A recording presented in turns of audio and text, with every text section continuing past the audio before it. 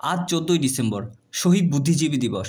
1971 সালের এই দিনে দখলদার পাকিস্তানি হানাদার বাহিনী ও তাদের দোসররা বাংলার শ্রেষ্ঠ সন্তান বুদ্ধিজীবীদের হত্যা করে। এই দিনটিকে স্মরণীয় করে রাখতে প্রতি বছরই যথাযথ মর্যাদায় পালন করা হয়।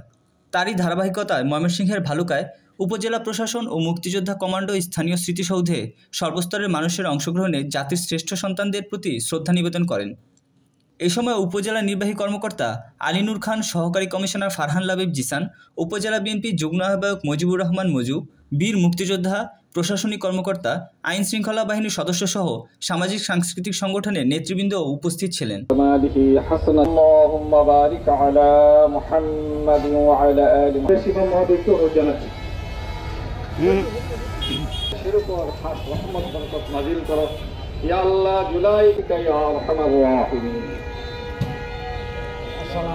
দেশ হিসেবে, জাতি হিসেবে যেন আমরা কখনোই মাথা উঁচু করে দাঁড়াতে না পারি, সেই হীন চক্রান্ত থেকে পাকিস্তানি শাসক গোষ্ঠী আমাদের মেধাবী যে বুদ্ধিজীবীরা রয়েছেন তাদের সহ বাঙালি বাংলাদেশি যারা রয়েছেন তাদেরকে গণহত্যা চালায়।